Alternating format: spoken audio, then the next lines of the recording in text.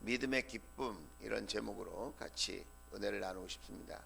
오늘도 하나님을 사모하고 또 기대하는 마음이 여러분에게 있기를 바라고, 그 사모하고 기대하는 마음 속에 하나님께서 말씀을 심겨주셔서 한 주간 동안 말씀의 능력과 축복을 경험하는 여러분의 삶이 되시기를 주의 이름으로 축복합니다. 할렐루야. 이제 저를 좀 봐주시면 좋겠어요. 말씀을 들을 때 설교 노트 같은 거 그런 게 있으면 참 좋고요. 또 여러분 머릿속에 마음속에 이렇게 담아가시면 좋을 것 같습니다. 신앙생활 하는 데 있어서 가장 많이 듣는 말 중에 하나가 믿음이라는 말입니다.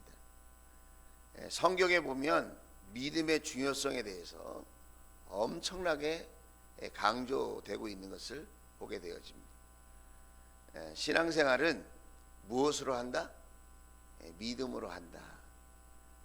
그런데 그 믿음이 우리에게 기쁨이 되는가? 여러분은 어떠세요? 여러분의 믿음이 여러분에게 기쁨이 됩니까? 고민이 됩니까? 우리가 신앙생활을 하면 할수록 나의 믿음은 성장하고 있을까요? 아니면 퇴보하고 있을까요? 나의 믿음은 발전하고 있을까요? 아니면 그 자리에 머물러 있을까요? 나는 왜 이렇게 살고 있는 걸까요? 내 신앙생활은 왜 변화가 없고 내가 만족할 만한 그런 신앙생활이 되지 못하고 있을까요? 나는 믿음이 있나? 한 번쯤은 고민해야 할 중요한 문제라고 생각합니다. 그런데 내가 믿음이 있는가라고 하는 질문을 할 때에 필연적으로 따라오는 또 다른 질문이 있습니다. 그게 뭘까요? 믿음이란 무엇인가? 라는 거예요. 믿음이란 무엇인가? 여러분, 믿음이 뭐라고 생각하세요? 사람마다 믿음이라고 하는 생각이, 이 개념이 다 다른 것 같아요. 믿음에 관한 성경에서 가장 중요한 말씀이 있다면 그것이 무엇일까? 히브리서 11장 1절에 이렇게 이야기하고 있죠. 믿음은 바라는 것들의 확신이요 보이지 않는 것들의 증거입니다. 자, 확신이란 말이 무슨 말일까? 히포스타시스라는 말이에요. 몸모 아래에 있다, 이런 말이에요. 몸모 아래에 있다. 몸모가 뭘까요? 예수 그리스도 아래에 있는 거예요. 예수 그리스도 아래에 있는 것이 믿음이라는 거예요. 그래서 나의 기초, 내 삶의 토대, 나의 실상, 나의 모든 계획, 나의 모든 상황, 나의 모든 마음의 상태, 그것이 어디 아래에 있어야 된다고요? 예수님 아래에 있는 거예요. 거기에 확신이 생긴다는 거예요.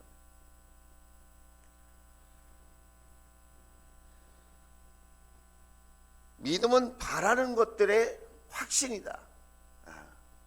내가 무엇을 바라든지 예수 그리스도 아래에 그 모든 것이 이루어져야 된다는 것. 뿐만 아니라 히브리서 11장 1절 보면 보이지 않는 것들의 증거다. 보이지 않는 것들의 증거라는 말은 헬라어로 엘렌코스라는 말이에요. 이 말은 검증한다는, 검증. 보이지 않는데 그걸 뭘로 검증하느냐? 예수 그리스도로 검증한다는 거예요. 예수 그리스도로. 세상의 이론과 가치관과 나의 생각과 나의 마음으로 검증하는 게 아니고, 나의 그 얕은 지식과 경험으로 검증하는 게 아니고 예수 그리스도로 검증하는 것. 히브리서 11장 1절로 다시 돌아가 보면 믿음은 내가 바라는 것들의 확신인데 예수 그리스도 아래서 내가 이 모든 것들을 내가 토대로 삼는 거다 이거예요. 내가 바라는 것들이 있는데 세상의 것, 나의 것으로 확신을 갖는 게 아니라는 거예요. 예수 그리스도로 확신을 갖는 것. 보이지 않는 것이 있어요. 미래가 보이지 않아. 앞이 보이지 않는데 그런 것들을 우리가 검증해요. 어떻게 검증해요? 예수 그리스도로 검증하는 것이 믿음이다라는 거예요. 그래서 히브리서 11장 말씀을 보면 이렇게 믿음으로 사는 사람들에 대한 이야기가 기록되어져 있습니다. 그래서 우리가 또 더 나아가서 믿음에 대해서 생각해 보고 싶은 것은 뭐냐면 믿음의 실체가 그럼 뭐냐 이거예요. 믿음의 실체. 믿음의 실체. 그러니까 믿음이라는 게 실체가 있어야 되잖아요. 그 믿음이라는 게 어떤 실체를 갖고 있어야 되느냐? 믿음은 구원을 받게 하는 믿음이어야 된다는 거예요. 자, 한번 따라서 하겠습니다. 믿음은 구원을 받게 하는 믿음이어야 한다. 내 믿음이 구원을 받게 하는 믿음이어야 된다는 거예요. 창세기 15장 6절이에요. 15장 6절. 아브라함이 주님을 믿으니 주님께서는 아브라함의 그런 믿음을 의로 여기셨다 그랬어요. 아브라함을 우리가 무슨 조상이라고 그러죠? 부자의 조상? 축복의 조상? 아니죠. 믿음의 조상이라고 그러죠. 아브라함이 받은 모든 복은 믿음으로 받은 거예요. 그 믿음을 하나님은 의롭다고 여기셨다는 거예요. 로마서 4장 3절입니다. 이 똑같은 사건에 대해서 성경이 무엇이라고 말합니까? 아브라함이 하나님을 믿으니 하나님께서 그를 의롭다고 여기셨다 하였습니다. 아브라함이 된 것은 그의 믿음 때문에 그렇게 된 거라는 거예요. 하나님을 향한 믿음. 그 하나님을 향한 믿음이 뭐예요? 하나님이 나를 구원하신다는 거예요. 나의 영혼과 나의 육체와 나의 마음과 내 삶의 모든 것을, 나의 과거도 현재도 미래도 다 하나님께 달려있다. 하나님이 구원하신다. 하나님이 모든 삶의 대답이다. 할렐루야. 하나님을 믿는 거예요. 하나님을 믿는 거예요. 하박국 2장 4절입니다. 같이 한번 읽어볼까요? 시작. 마음이 한껏 부푼 교만한 자를 보아라. 그는 정직하지 못하다. 그러나 의인은 무엇으로 산다고요? 믿음으로 산다는 거예요. 이 믿음이 어떤 믿음이에요? 구원을 얻게 하는 믿음이라는 거예요. 그래서 우리가 잊지 말아야 될 것은 믿음의 대상이 오직 성삼위 하나님이라는 거예요. 하나님.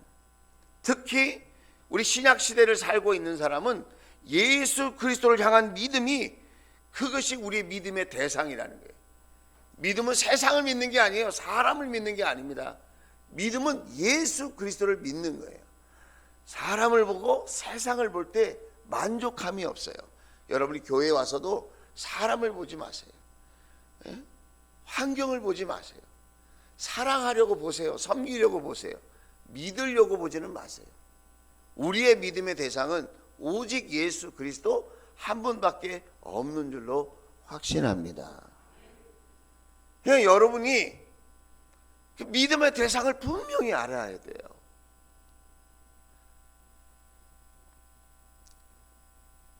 그 집에서도 남편을 보면서 남편 안에 있는 예수님을 보세요.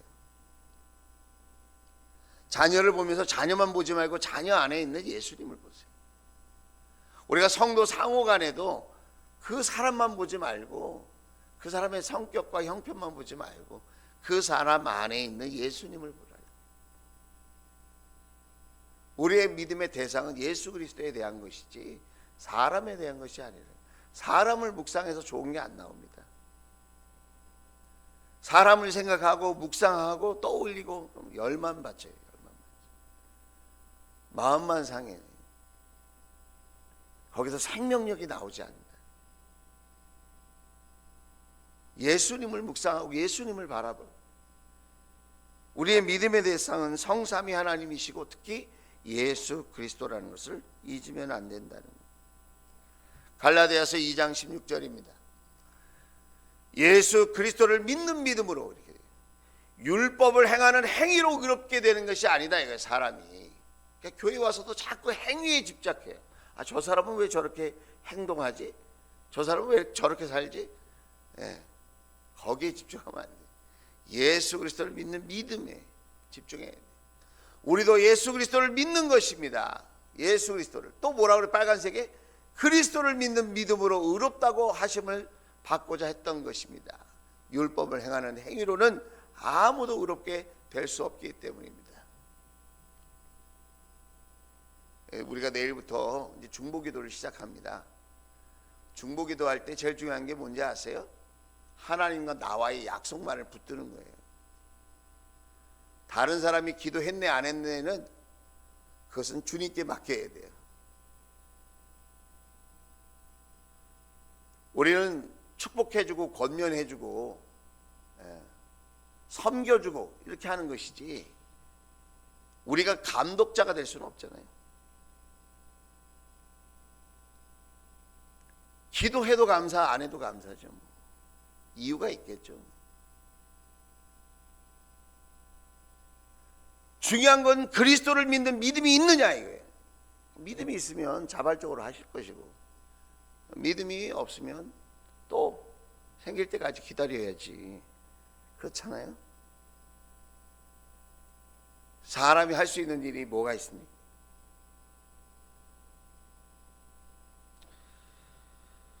로마서 3장 25절에도 이렇게 이야기하고 있습니다. 하나님께서는 이 예수를 속죄제물로 내어주셨습니다. 십자가에 속죄제물로 예수님을 내어주셨어요.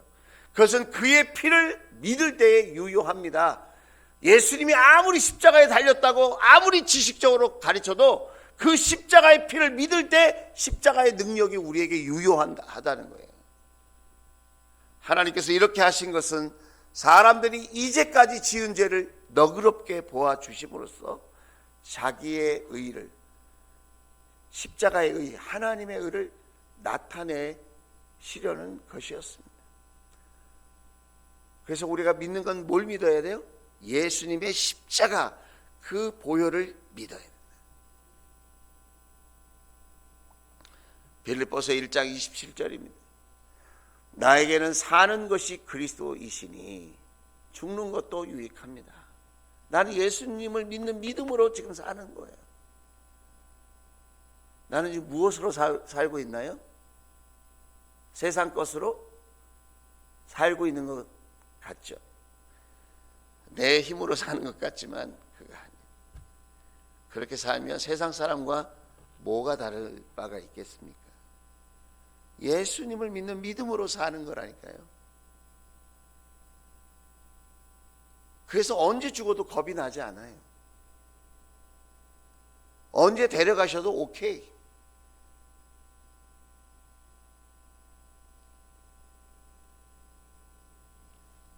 뭘 잃을까 봐 겁이 안 나요. 주님이 내 안에 계시고 주님을 믿는 믿음이 있기 때문에 세상이 어렵고 힘들고 아무리 환난이 있고 말세에 나타나는 아무리 이런 크고 작은 징조가 있다 할지라도 그것 때문에 두렵지 않다는 거예요.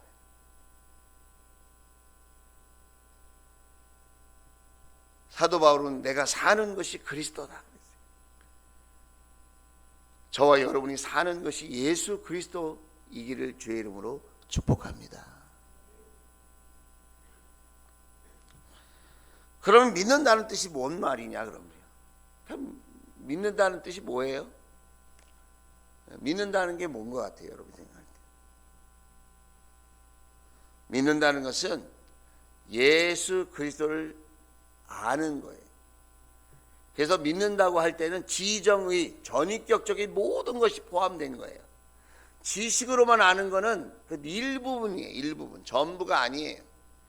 우리는 뭘 믿어요? 예수 그리스도를 믿는 거예요. 예수 그리스도의 십자가와 부활을 믿는 거예요. 예수 그리스도가 길과 진리와 생명 되신 것을 믿는 건데 그걸 지적으로 내가 믿어야 돼. 지적으로. 그리고 그분이 유일한 구원자이시고 내 삶의 주인이라는 것을 인정해야 돼. 마음으로 내가 인정해야 돼. 그게 정의예요. 그리고 내 삶에 모시고 그분과 함께 동행하여 살기로 결단하는 거예요. 그 의지.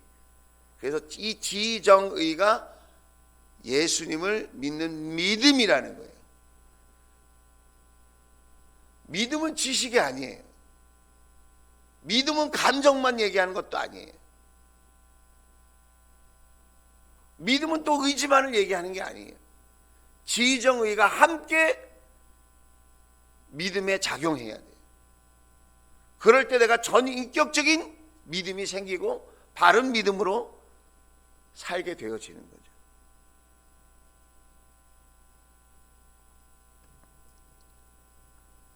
그런데 믿음에도 두 가지가 있다는 거예요. 구원받은 믿음이 있고 구원받지 못하는 믿음이 있다는 거예요.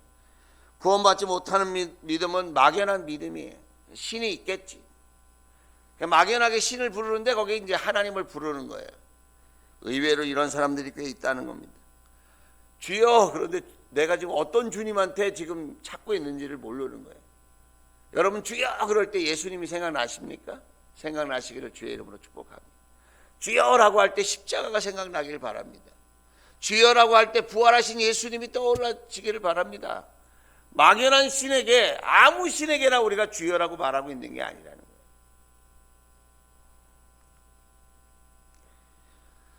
구원받지 못한 믿음은 지식으로만 자꾸 믿으려고 하는 거예요. 그러니까 자기가 머리로 동의가 되면 믿고 머리로 동의가 안 되면 믿지 못하고, 이건 구원받지 못하는 믿음. 또 구원받지 못하는 믿음은 십자가를 통과하지 못한 믿음이에요. 예수님의 제자들도 예수님의 십자가를 통과하지 못할 때는 겁쟁이요, 두려움쟁이요, 자신들의 생각과 계획에 사로잡혀 있던 육적인 존재들이었어요.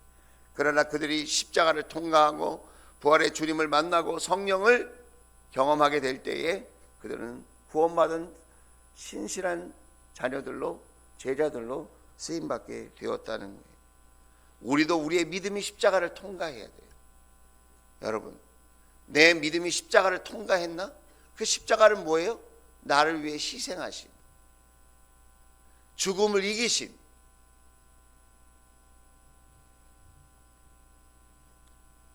죄 많은 인생, 그 십자가의 사랑으로 용서하신, 그것을 통과해야 통과. 그런데 우리는 그걸 통과하지 못하고 자기의 식으로 생각할 때가 많아요. 자기의 방법으로. 그 반대로 생각해 보면 여러분, 구원받은 믿음은 어떤 믿음입니까? 예수 그리스도를 믿는 믿음이에요. 아까 갈라디아서 2장에 있는 것처럼 나는 예수 그리스도를 믿는 믿음을 말하는 거예요. 내 생각이나 내 주관이 아니에요. 내 계획이 아니에요. 내 열심이 아니에요. 예수 그리스도를 믿는 믿음을 말하는 거예요. 머리에만 있는 예수가 아니라 가슴에 내려온 믿음을 말하는 거예요. 그래서 믿음을 말할 때 차갑지 않고 믿음을 말할 때 따뜻한 거예요. 예수님이 가슴에 있어요. 머리에만 있는 사람은 차가워요, 냉철해요, 비판적이에요, 부정적이에요, 비교해요. 가슴에 있는 사람은 따뜻해요, 온유해요, 품어줘요.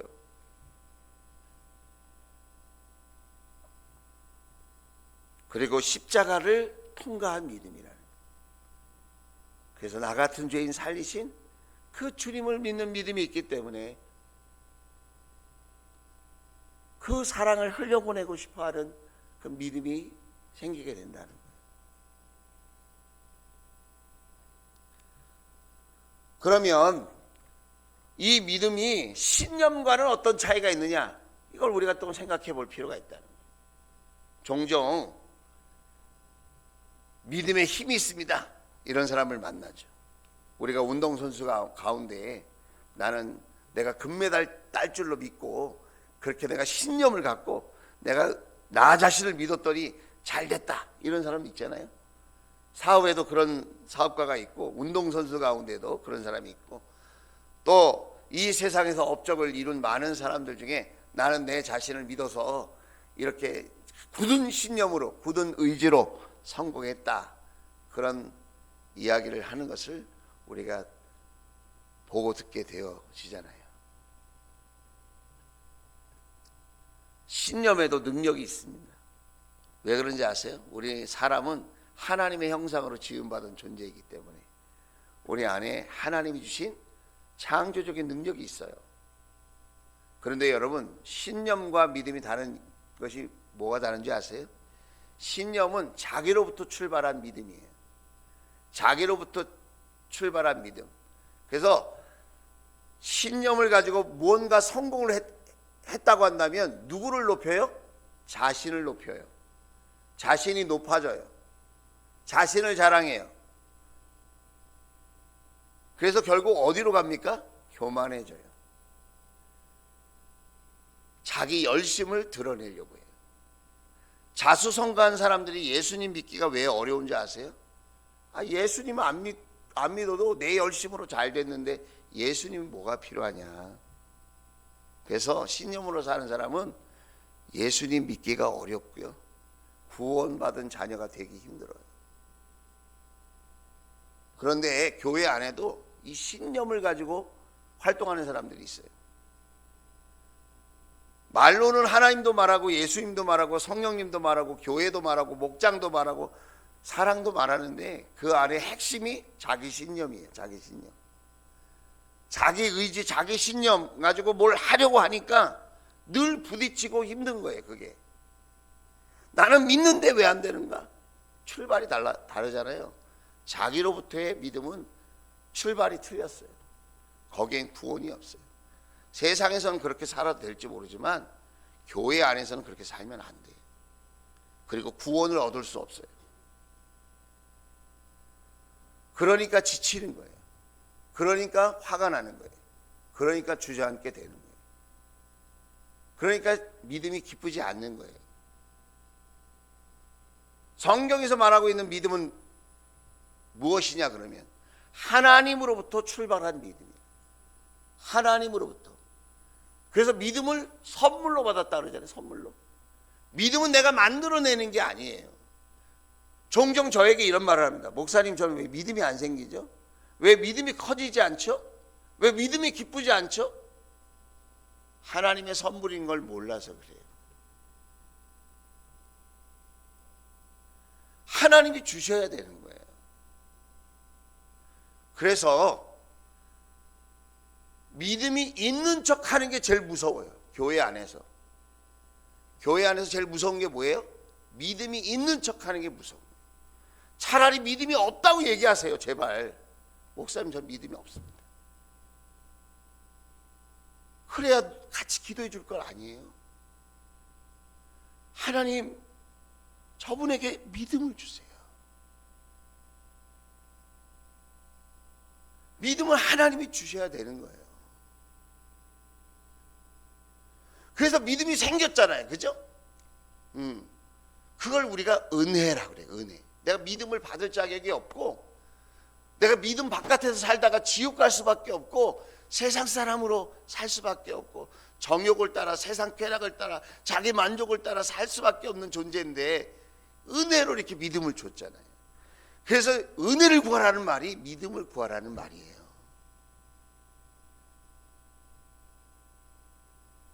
그래서 하나님으로부터 출발한 믿음은 커질수록 많아질수록 누구를 높여요? 은혜로 받은 걸 알잖아. 하나님이 주셨다는 걸 알기 때문에 누구를 높여요? 하나님을 자랑하고 하나님을 높이고 하나님께 감사하고 더욱더 하나님 앞에 순종하는 사람이 되는 거예요. 할렐루야. 자기 열심으로 되는 게 아니라는 걸 아는 거예요. 하나님이 나에게 이렇게 은혜를 주시고 나에게 믿음을 주셨구나. 그래서 겸손하게 되는 거예요. 겸손하세요, 겸손하세요. 모르는 사람이 있나요? 왜 겸손 안 해지냐면 자기의 열심으로 믿음이 생겼다고 착각하니까. 자기의 노력으로 자기가 이만큼 믿음의 사람이 됐다고 오해하고 있으니까. 나의 나 된 것은 오로지 주님의 은혜예요. 은혜. 하나님이 주신 믿음 때문에 이렇게 살고 있는 거지. 우리가 각 개인이 무슨 성품이 뛰어나고 남들보다 능력이 있고 열심히 있어서 이렇게 신앙생활하는 게 결코 아니라는 거예요. 여러분이 무슨 직분, 무슨 자리에서 어떤 봉사를 하고 섬기든지, 제가 목사로 섬기고 전도사님이 전도사님으로 섬기는 이 모든 것이 하나님의 은혜요, 하나님이 주신 선물 같은 믿음의 까닭이다. 할렐루야. 내가 잘하는 일이 있다면 하나님의 은혜요, 하나님 주신 믿음 덕분인 거예요.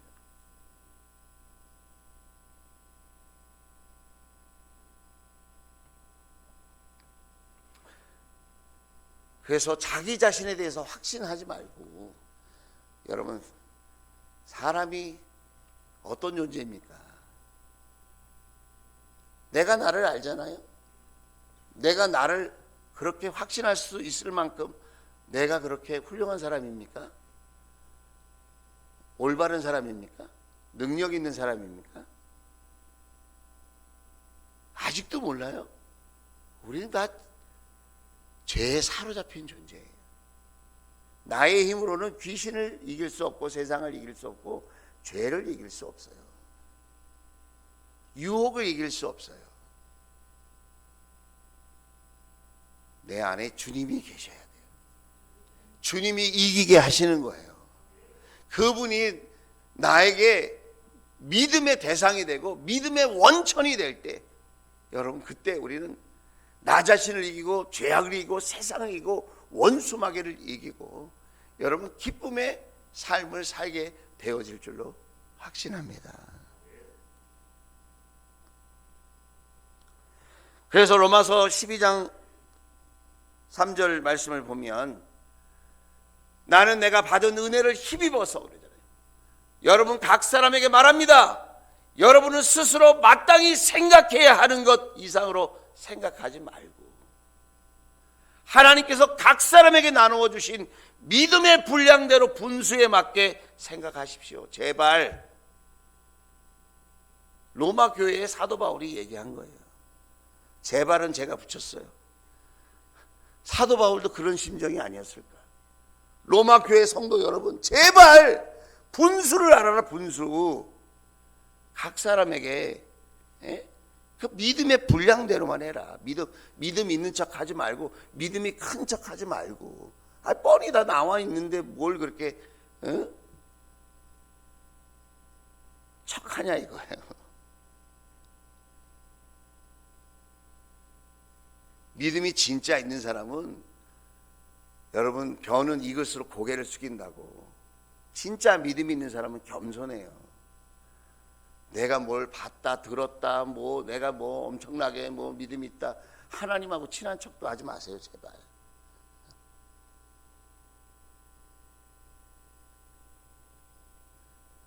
믿음은 삶으로 다 나와요.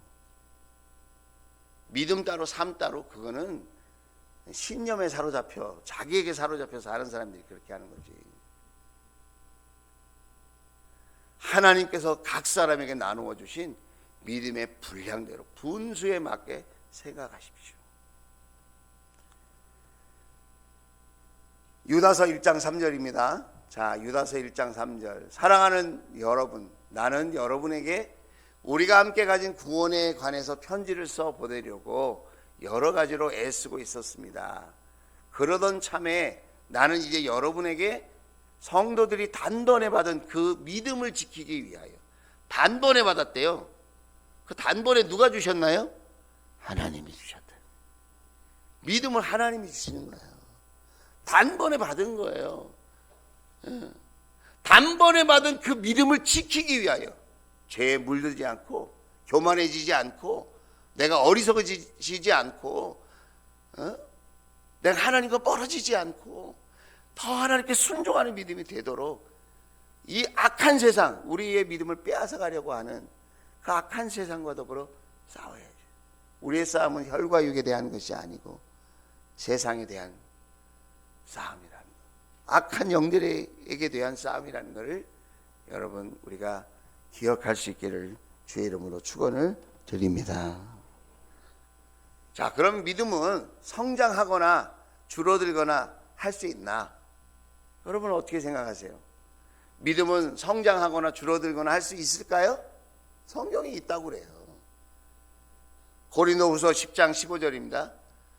여러분의 믿음이 자람에 따라, 믿음이 자란대요. 믿음이 자란다는 말은 발전하고 성장한다는 거예요.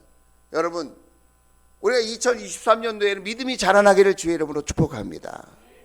예, 성장해야죠. 자라나야죠. 우리 아이를 낳는데 아이가 자라지 않고 맨날 그 자리에 머물러 있으면 얼마나 마음이 아프겠어요. 저는 기도 제목을 받을 때 우리 아이가 잘 자라게 해주세요, 키가 크게 해주세요, 잘 먹게 해주세요, 이런 기도 제목 받거든요. 왜 그런 기도 제목을 내놓는 거죠? 잘 자랐으면 좋겠다는 거죠. 저는 우리 주원 가족들 믿음이 잘 자라기를 정말 간절히 소원합니다. 데살로니가 후서 1장 3절입니다. 하나님께 감사를 드릴 수밖에 없습니다. 그렇게 하는 것이 당연한 일이니 그것은 여러분의 믿음이 크게 자라고, 믿음이 크게 자란대요. 여러분 모두가 각자 서로에게 베푸는 사랑이 더욱 풍성해 가고 있기 때문입니다. 여러분, 믿음이 자라는 걸 어떻게 알 수 있어요? 사랑이 풍성해지는 삶으로 알 수 있다는 거예요.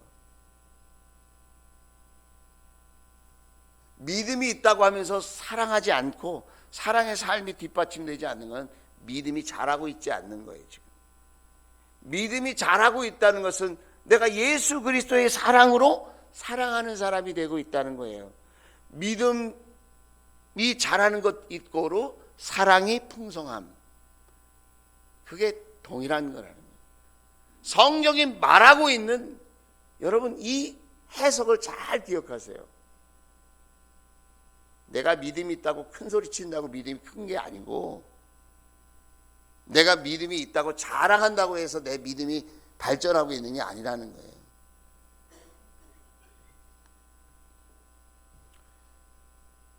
그러면 믿음이 이렇게 자라게 하는 방법이 있을까?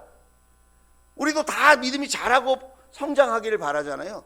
믿음이 그러면 이렇게 자라는 방법이 있을까요? 있죠. 예수님을 아는 일에 힘써라는 거예요.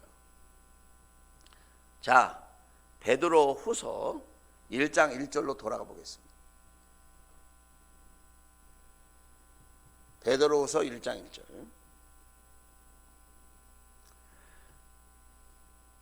일 절부터 보여주실래요? 네. 자, 1절 2절이 아주 중요한데요. 자, 1절은 예수 그리스도의 종이요 사도인 시므온 베드로가 우리 하나님과 구주 예수 그리스도의 의를 힘입어서 우리의 믿음과 같은 믿음을 받은 이들에게 이 편지를 씁니다 그랬어요. 예수 그리스도의 의를 힘입어서, 자기가 만들어낸 게 아니에요. 예수 그리스도의 의를 힘입어서, 십자가와 부활의 의, 이 의를 힘입어서 우리의 믿음과 같은, 사도 베드로와 그 제자들이 갖고 있었던 그 믿음과 같은 예수님의 그 십자가와 부활의 그 믿음과 같은 귀한 믿음을 받은 이들에게, 저와 여러분은 어떤 믿음을 받았어요? 귀한 믿음을 받았다. 개역개정에는 뭐라고 표현했냐면 보배로운 믿음이라고 했어요. 보물 같은 믿음이라는 거예요. 누가 주셨기 때문에 보물 같은 믿음이 되는 거예요? 내 안에 내가 만들어낸 믿음이 아니라 하나님께서 예수 그리스도를 통하여 주신 믿음이기 때문에, 만왕의 왕이신 그분이 주신 믿음이기 때문에, 선물로 나에게 주신 믿음이기 때문에 보배로운 믿음이 되는 줄로 믿습니다. 여러분 이 사실을 알아야 돼요. 그래서 내가 믿음이 있다고 말할 때 나를 자랑하는 게 아니라 누구를 자랑해야 돼요? 예수님을 자랑하고 하나님을 자랑해야죠. 이런 믿음을 가진 사람들에게 은혜와 평강이 있기를 바란대요. 자, 2절 보세요. 2절. 자, 은혜와 평화가 여러분에게 더욱 풍성하여지기를 원합니다. 그런데 방법을 얘기하고 있어요. 우리도 은혜와 평화가 풍성해지기를 원하잖아요. 그런데 왜 나는 은혜와 평화가 풍성해지지 않을까? 왜 내 믿음은 성장하고 발전하지 않을까? 커지지 않을까? 답을 주잖아요, 베드로가. 하나님과 우리 주 예수를 알므로 알아야 된다는 거예요. 알아야 된다. 그래서 우리가 성경 통독을 하고 날마다 묵상하려고 노력을 하고 날마다 기도의 자리에 있으려고 하고 날마다 첫 시간을 하나님께 드리려고 하고 날마다 주님을 바라보려고 하고. 할렐루야. 여러분, 알미라는 게 지식적인 알을 얘기하는 게 아니에요. 에피그노시스라는 말인데, 에피그노시스, 이 말은 지식적인 암과 동시에 삶으로 체험하는 알미예요. 내가 살면서 예수님을 경험하는 거예요. 왜 이런 얘기를 할 수 있었죠? 베드로는 예수님과 살았잖아요. 예수님이 어떻게 말씀하시는지, 어떻게 사역을 하시고, 어떻게 기도하시는지, 예수님이 새벽을 깨우시고, 예수님이 물을 위를 걸으시고, 예수님이 장님의 눈을 뜨게 하시고, 혈류병 걸린 여자를, 귀신 들린 여자를 고쳐주시고, 예수님이 어떻게 십자가에 지시고 어떻게 부활하셨는지 베드로는 지식으로 안 게 아니라 베드로는 삶으로 생활 속에서 예수님을 만났다는 거예요. 할렐루야. 그런 은혜가 여러분에게 있을지어다. 그런 은혜와 믿음의 역사가 있을지어다. 여러분, 그게 진짜 복이에요. 돈이 복이 아니고요, 세상의 복이 아니고 쾌락의 복이 아니에요. 내가 높아지고 내 자랑하는 게 복이 아니에요. 예수님을 믿는 믿음, 예수님을 알아갈 때에 여러분, 저와 여러분은 믿음이 자라나고 성장하는 거예요. 그렇게 될 때, 이렇게 예수님을 알 때 예수님을 사랑하는 거예요. 모르는데 어떻게 사랑합니까? 알아야 사랑할 거 아니에요. 베드로도 예수님을 알면 알수록 더 뜨겁게 사랑하는 사람이 되었어요. 예수님을 잘 모르고 오해할 때는 예수님을 도망쳤어요. 예수님을 멀리했어요. 모른다고 했어요. 그러나 예수님이 십자가에 죽으시고 부활하신 그 역사를 보고는 예수님이 구원자이라는 것을 머리로만 한 게 아니라 체험으로 알았잖아요. 그래서 더 뜨겁게 사랑하는 사람이 되고 순교하는 자리까지 가게 된 줄로 믿습니다. 그래서 예수님 앞에 순종하는 베드로가 된 거예요. 쿠오바디스라고 하는 영화 보셨잖아요. 베드로가 어떻게 순교하죠? 나는 감히 예수님과 똑같이 죽을 수 없다. 나를 거꾸로 매달아 달라고 그러죠.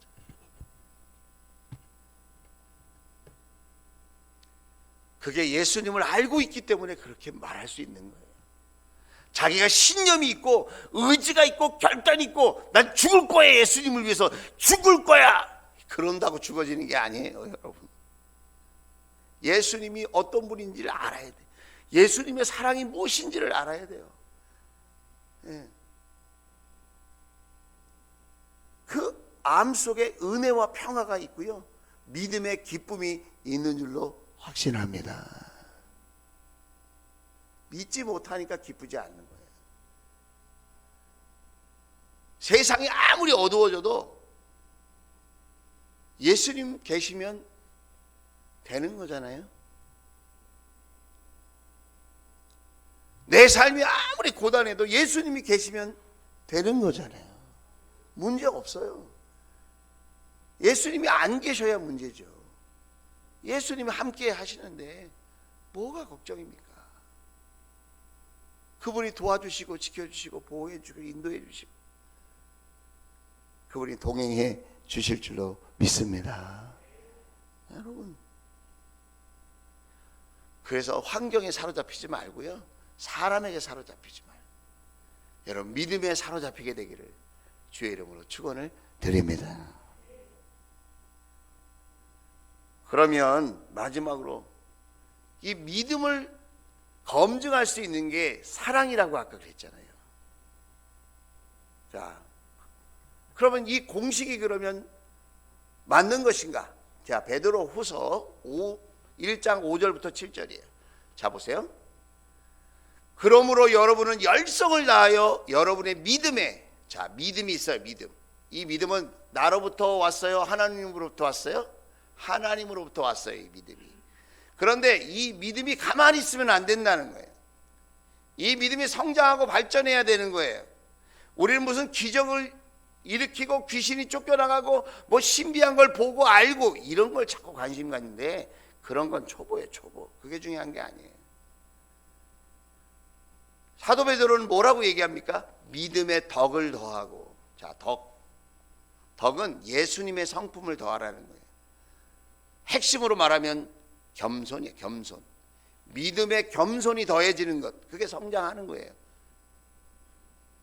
자, 그 다음에 6절에 보면 그 덕에 지식을 더하래. 지식. 이 지식은 예수님을 알미라고 아까 얘기했잖아요. 예수님을 점점점 깊이 아는 거예요. 지식적으로 뿐만 아니라 삶으로 예수님을 알게 되는 거예요. 자, 믿음의 덕을 더하고 그 덕에 지식을 더했어요. 자, 그 다음에 뭘 더해요? 절제. 그렇게 내가 주님에 대해서 많이 알아도 절제할 줄 알아야 된다. 절제할 줄 알아야 돼. 누구를 위해서? 하나님과 공동체를 위해서 절제할 줄 알아야 된다. 그 절제에 뭘 더해요? 인내를 더해야 된다. 인내. 때로는 참아야 되고 견뎌야 될 때가 있다는 거예요. 여러분, 인내하지 않고는 아무것도 이룰 수 없어요. 믿음 있다고 큰 소리 칠 일이 아니라는 거예요. 믿음의 덕에 지식을, 지식의 절제에 인내를 더하고, 그 인내에 뭘 더해야 돼요? 경건을 더하고. 경건이란 말은 하나님을 더 닮아가는 거예요. 닮아가는 거. 하나님을 더 가까이 하는 거예요. 인내하면서 주님과 더 가까워지는 거예요. 여러분 잘 참고 있습니까? 잘하셨어요. 그런데 하나님과 가까워지고 있습니까? 참고 있는데 하나님과 멀어지고 있다면 잘못하고 있는 거라는 거예요. 하나님과 가까워져야 된다는 거예요. 자, 그 다음에 7절. 자, 그 다음에 그 경건에 신도 간의 우애를 더하고. 믿음의 교제가 잘 이루어져야 돼. 진짜 믿음이 성숙한 사람은 목장 안에서, 교회 안에서 다른 사람과 믿음의 교제를 잘하는 사람이라는 거예요. 그게 진짜 믿음이 있는 사람이라는 거예요. 믿음이 있다고 하면서 관계가 원만하지 못하고 그 관계 때문에 자꾸 어려움을 겪는다고 한다면 내 믿음이 올바른 믿음인가, 하나님께서 주신 선물로서의 믿음을 내가 붙들고 있는가를 생각을 해야 된다. 그 다음에 그 우애 위에 뭐가 있어야 돼요? 사랑을 더하도록 하십시오. 할렐루야. 믿음의 최고봉은 사랑이라는 거예요. 그래서 여러분, 믿음이 좋은 사람은 낮은 자, 가난한 자, 병든 자, 소외된 자, 연약한 자들에 대한 긍휼의 마음이 있는 거예요. 그래서 돕고 싶고 섬기고 싶고 베풀고 싶고 나누고 싶고, 그게 진짜 믿음이 있는 사람의 모습이라는 거예요. 나 믿음 있어. 뭘 봤어. 뭘 내가 들었어. 그래서 사랑하는 사람이 됐습니까? 그러니까 기쁘지 않는 거예요. 진짜 믿음이 성숙되고 성장한 사람은요, 영혼을 사랑해요. 그 삶을 돕고 싶어요. 섬기고 싶어요. 베풀고 싶어요. 주님이 주신 믿음이 결국 사랑으로 향하게 하고 있기 때문에.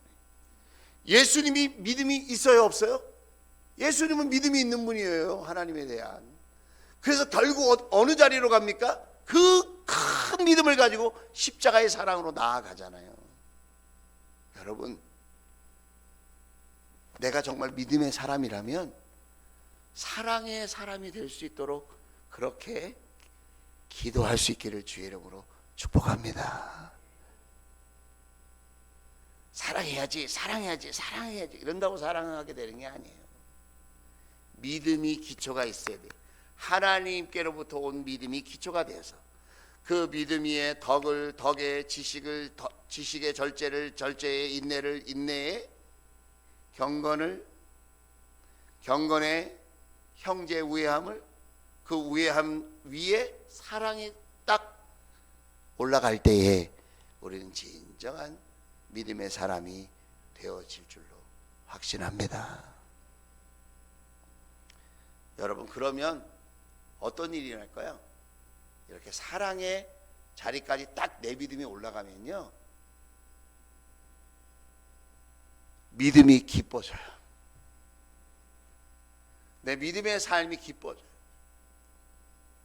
목장에서 섬기고 하는 것이 인간적으로, 육적으로, 환경적으로 얼마나 힘들고 고단한 일인지 여러분 우리는 다 경험하잖아요.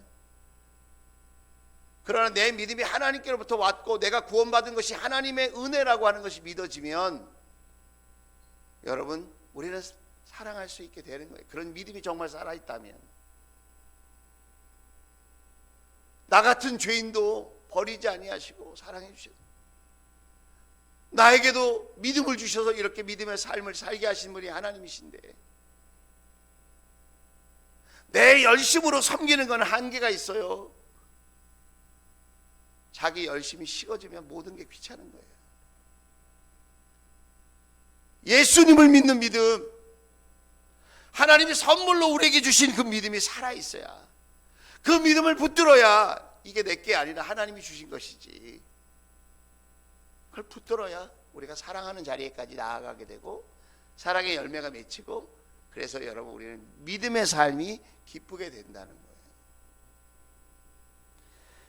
빌립보서 1장 25절 말씀을 보면 이런 말씀이 있더라고요. 빌립보서 1장 25절 4번 항목에 있어요. 거기에 보면 믿음의 기쁨이라는 말이 나와요. 자, 같이 한번 읽어봅시다. 시작. 나는 이렇게 확신하기 때문에 여러분의 발전과 믿음의 기쁨을 더하기 위하여 여러분 모두와 함께 머물러 있어야 할 것으로 압니다. 사도 바울이 빌립보 교인들에게 하는 말이에요. 나는 죽어도 좀 있어도 좋은데 내가 아직 남아 있어야 될 이유, 여러분과 교제해야 될 이유가 뭐예요? 믿음의 기쁨을 더하기 위해서. 여러분, 내 존재 이유가 사랑하는 성도들에게 믿음의 기쁨을 더해주기 위해서 그렇게 되기를 주의 이름으로 축복합니다. 임근학 목사가 믿음을 더해주는 사람이 되기를 바라요. 정말 간절해. 그런 마음이 간절해. 여러분도 여러분 가정에서, 목장에서, 일터에서 믿음의 기쁨을 더해주는 사람이 될 수 있기를 주의 이름으로 축복합니다. 믿음의 기쁨을 뺏는 사람이 되지 말고 믿음의 기쁨을 더해주는 사람이 됐습니다. 그래서 믿음 없는 자로 살지 말고 2023년도에는 믿음 있는 자로 살아갈 수 있는 저와 여러분 될 수 있기를 주의 이름으로 축복합니다. 자, 우리